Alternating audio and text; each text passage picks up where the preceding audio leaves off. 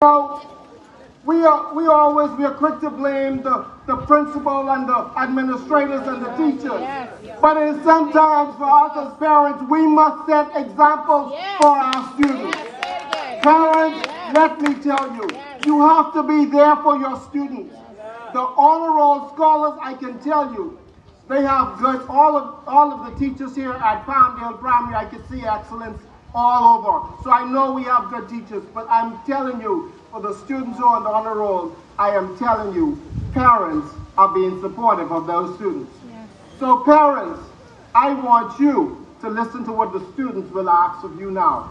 Students, I want you to look to your parents and you say this: parents, we need your support. We need your support. Parents, we need your support. We need your support. We love you. We love you. We will respect you. We respect you. But we need your support. We need your support. Parents, your children need your support.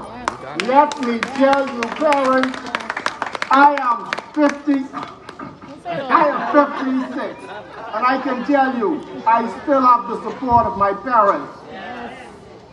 Parents, see, and you know, as I said, I placed my speech down, and this was not in my speech, and I saw tonight, this morning when I came in, one of my former classmates.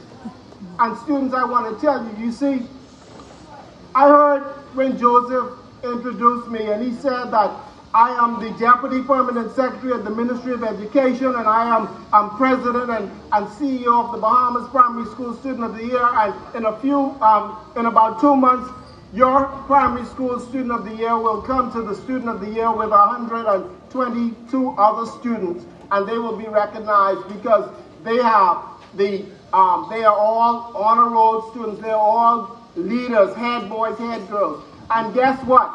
They will be recognized because they are great students. And I want to encourage a student here today because they're not on the honor roll and they're feeling bad because of the persons who are going to be on it. Now, I'm telling you, this was not a part of my speech, and I don't know. I guess Miss Mitchell caused this, and so you all can blame Miss Mitchell because everyone came without paper, and so I'm trying to do the same thing. But students, I want to tell you, if you are not on the honor roll today, that does not mean that you cannot be on the honor roll next time. I want to tell you, I attended Ridgeland Primary School from grade 1 to 5. I attended St. Thomas More Catholic Primary School for 1 year, grade 6. I went into grade 7 at St. Augustine's College. I went into grade 8, and guess what? In grade 8, I flunked out. I had to repeat grade 8. I went into grade 8 again and went into grade 9. I went into grade 10 and got 3 F's and 2 D's, and the school said I had to leave. I had to leave. My parents was asking me what the D's and F's meant, and I was saying, and you know, we smart on our mouth. The D's and F's meant doing fine. But those doing fine got me kicked out of St. Augustine's College in 1983. And let me tell you, no other school would accept Ricardo Deveaux. And so in 1983, I attended R.M. Bailey Senior High School. And for 2 years, I sat among some students like Keith Bell and Patrice Johnson, Bodie now, District Education Officer. And I was inspired by those students. And I remember students, guess what? That's why I want to tell you, in pursuit of excellence, not because you're not on the honor roll doesn't mean that you can't be there next time. Let me tell you, young people, in 1985, when all of my friends were going to the College of the Bahamas, and I wanted to go to the College of the Bahamas too, I did not get in. But guess what? My high school guidance counselor, by the name of Zoe Powell, who was at R.M. Bailey, she encouraged me. She said, Ricardo, you can go off to school. Ricardo, you can go off to school. And I said, no, I can't. No, I can't. She said, yes, you can. She was like Barack Obama. So that yes, you can, it was not started by Barack, but it started by Zoe Powell at R.M. Bailey. Yes, you can. And let me tell you, in 1986, she took me on a college tour at a college in Daytona Beach. College. Well, right there. Who attended the Thorne-Cookman College. Let me tell you, young people, my high school guidance counselor, and that's why teachers, I want to talk to you too. you can make a difference in the lives of these children.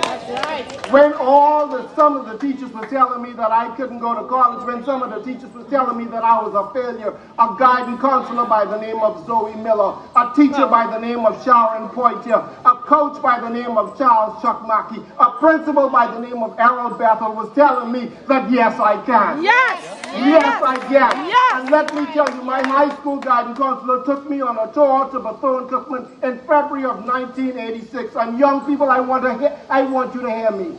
In 1986, when they took me on a tour at Bethune-Cookman, she told me, she said, Ricardo, you will return to Bethune-Cookman in August of 1986. She said, you will become an honor roll scholar at this school. She said, you will be a student leader. Yes, Lord. Yes. She said, you will play at Alpha Phi Alpha Fraternity Incorporated. She said, you will graduate with honors. And let me tell you, on April 23rd, 1990, I graduated from Bethune-Cookman College. And guess what? In my freshman year, I was most outstanding freshman. In my sophomore year, I was most outstanding sophomore. In my junior year, I was most outstanding junior. In my senior year, I was most outstanding senior. In my senior year, I was student body president. And I graduated on April 23rd, 1990 as an honor roll scholar at top of my class. Excellence, young people. It doesn't matter how you start. It is how you finish the game. And so, young people, today I want to tell you, you can be a success story here at Palmdale Primary. I declare as I take my seat, young people, there will be academic scholars in this class. There will be no high school dropouts.